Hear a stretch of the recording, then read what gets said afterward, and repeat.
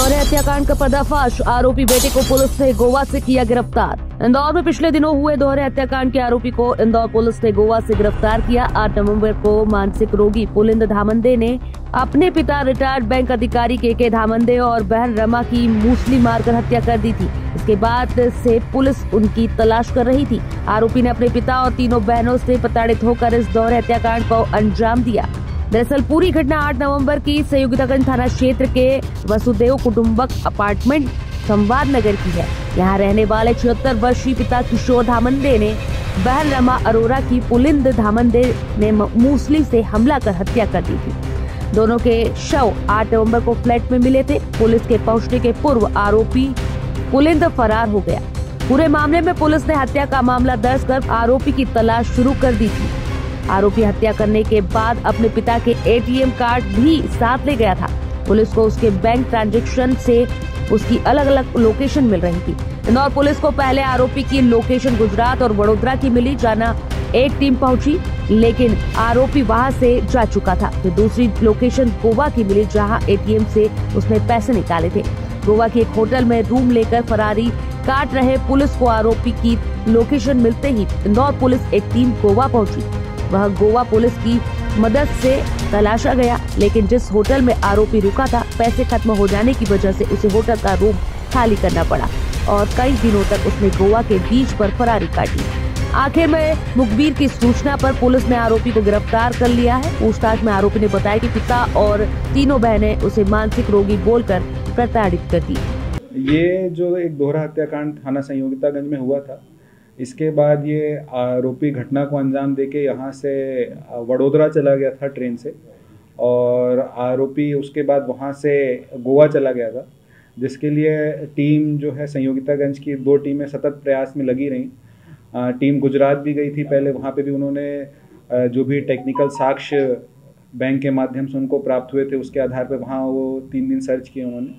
फिर जैसे ही साक्ष्यों का पता चला कि वो गोवा से संबंधित हैं, तो विगत 3 दिनों से टीम गोवा में वहाँ की स्थानीय पुलिस के साथ मिलकर प्रयासरत थी और बेसिक पुलिसिंग और पुरानी मुखबिरी के आधार पर ही जो टेक्निकल साक्ष्य का केवल गोवा में होना पाया गया था, पर गोवा में इनको इतने बड़े गोवा में ढूंढ कर और उस आरोपी को पहचान कर, चिन्हित कर, लोगों से पूछताछ कर उसको वहाँ से हिरासत में लिया गया। सर, कारण क्या था इस पूरी घटनाक्रम को अंजाम देने का मुख्य कारण? जैसा कि आरोपी से बात करने के बाद पता चला कि आरोपी को यह लगता है कि वह मानसिक रूप से पूर्णतः स्वस्थ है एवं आरोपी को उसके माता पिता के द्वारा और उसकी जो 3 बहनें हैं उसके द्वारा इस कहकर प्रताड़ित किया जा रहा है कि वो पागल है। इसको 4 बार रिहेबिलिटेशन सेंटर भी भेजा गया है। तो आरोपी को ये हमेशा से लगता था कि वो पूर्ण रूप से स्वस्थ है और उनकी बहनें जानबूझकर अपने माता पिता का सहारा लेते हुए प्रॉपर्टी को अपने कब्जे में लेकर उसको शोषण कर रही है। इस वजह से वो प्रताड़ित होकर उसने ये कदम उठाया। तो क्या तवाज़ुन, उसका दिमागी तवाज़ुन क्या है वर्तमान में, आपने जो क्या महसूस किया? अभी तक जितना प्रतीत होता है उससे बातचीत करने पर, उसकी जो भी प्रतिक्रिया है देखते हुए, कि वह थोड़ा सा जो है अपनी याददाश्त को लेकर ज़रूर कंफ्यूज है, पर जिस हिसाब से वो सारा एटीएम से पैसे निकाल लेता है, अपना रहना होटल में बिल पेमेंट कर लेता है, कहाँ जाना है उसको सारी चीज़ें अच्छे से पता होती हैं, क्या खाना है अपना खाना भी खुद बना लेता है, तो ऐसा नहीं प्रतीत होता है कि वो मानसिक रूप से पूर्णतः विक्षिप्त है। हो सकता है उसकी कुछ मानसिक समस्याएं हो, परंतु वो एक आम जन की तरह ही वाद व्यवहार करता है और अपनी दैनिक क्रियाएँ कर लेता है। शादी न होने की वजह से भी आता है? ऐसा कोई अभी तक तो सामने नहीं आया कि उसकी शादी ना होने के कारण उसको आवेश था। बस उसको इसी चीज़ का आवेश था कि जिस तरीके से उसकी 3 बहनों को आज़ादी मिली है और उनको पढ़ाया लिखाया गया है और सब चीज़ उनको जिस हिसाब से प्रेम व्यवहार मिला है, उसके अनुरूप उसके साथ वो व्यवहार नहीं हुआ, इस वजह से उसको ईर्ष्या भाव था। ये अपने ही घर से अपने पिताजी के कुछ एटीएम्स लेके गया था, क्योंकि पिताजी उसके काफ़ी वृद्ध थे, तो उन्होंने उन एटीएम्स में ही अपना पिन कोड जो रहते हैं वो लिख रखे थे। तो जिन भी एटीएम से इनको पैसे प्राप्त हुए उसका वो यूज़ करते हुए अपना जो जीवन यापन है और ट्रैवलिंग का और खाने पीने का एक्सपेंस है वो करते थे। सर, गोवा में कितने दिनों से था? गोवा में किस जगह से पकड़ा है? जो साउथ गोवा से या नॉर्थ गोवा से, किस जगह? ये बेसिकली नॉर्थ गोवा से पकड़ाया गया है और वहाँ पे ये एक होटल में किराए से रह रहा था। फिर होटल वालों ने जब इसका पैसा खर्चा कम हो गया तो फिर होटल वालों ने इसे बोला रूम खाली करने के लिए। उसके बाद ये फिर वहीं बीच में और आसपास जहाँ भी इसका खाना पीना जो थोड़े बहुत पैसे बचे थे उससे ये अपना जीवन बसर करता था। सर, हत्या की शरारत थी इसने अंजाम और 2 दिनों तक क्या वहीं पर बैठा रहा था, यही बात सामने आ रही है? अभी तक जितना पूछताछ में सामने आया है कि ये एक क्षणिक आवेश में आके इसने अपनी बहन और माता पिता को आहत किया था।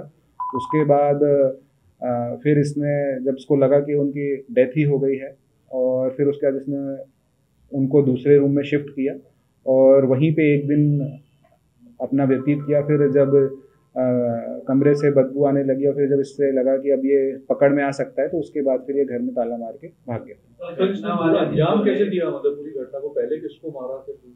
मतलब कौन सा ऐसा हथियार इसने? ये जो आप लोग ओखली खलबट्टा जानते होंगे, उसका जो मुंह सर रहता है उस बड़ा ही हैवी होता है, वो हथौड़ा नुमा रहता है, तो उसी का प्रयोग करते हुए उसने जब इसकी बहन अपने पिताजी को विजिट करने आई थी और उनके बीच में बातचीत हो रही थी, उसी बात में किसी को नाराजगी और अपने पुराने ईर्ष्या को देखते हुए इसने पहले अपनी बहन को मारा, तो बीच में उसके पिताजी आ गए तो फिर इसने दोनों को ही उस मूसल से मार के उनकी हत्या कर दी। जैसा कि ये पहले से भी आपको बताया कि मानसिक रोगी है, ऐसा उसको लगता था कि वो पूर्णतः स्वस्थ है, इसका इलाज भी चल रहा था।